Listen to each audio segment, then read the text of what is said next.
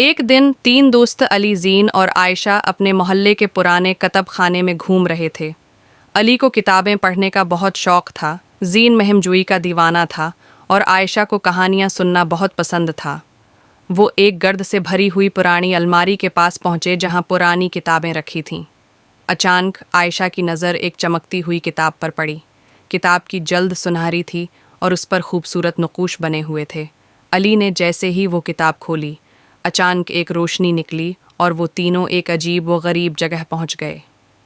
बाब 2, जादुई दुनिया। ये जगह बहुत हैरत अंगीज़ थी।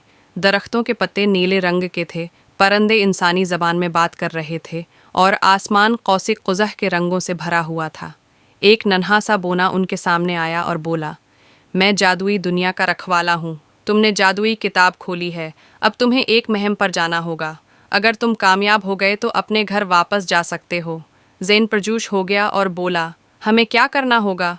बोने ने बताया कि उन्हें रोशनी होगी का हार तलाश करना होगा जो कि तारीकी के बादशाह ने चरा लिया है।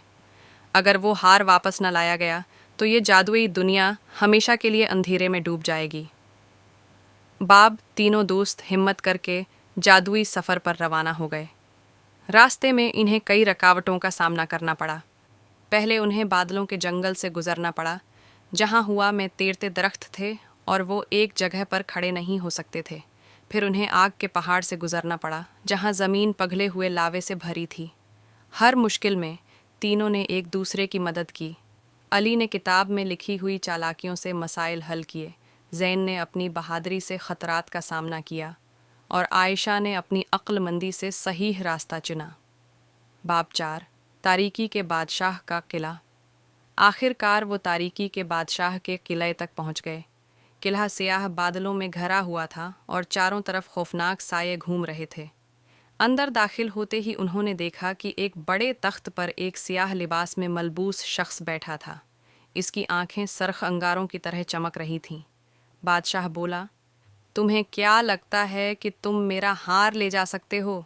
ज़ैन ने बहादुरी से जवाब दिया, हम दोस्ती और सच्चाई की ताकत से ये हार लेकर ही जाएंगे।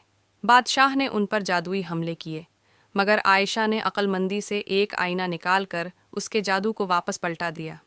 अली ने जादुई अल्फाज पढ़कर बादशाह को कमज़ोर कर दिया और ज़ीन ने तेज़ी ही है से रोशनी का हार पकड़ लिया। जैसे ही हार उनके हाथ आया, सारा किला हिलने लगा और रोशनी हर तरफ फैल गई।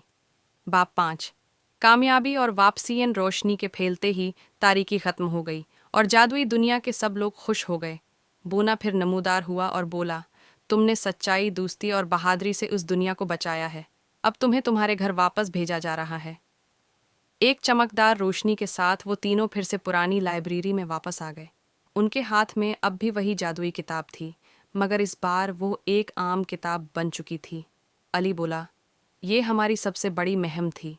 ज़ीन हंसा, हाँ, और सबसे मज़ेदार भी।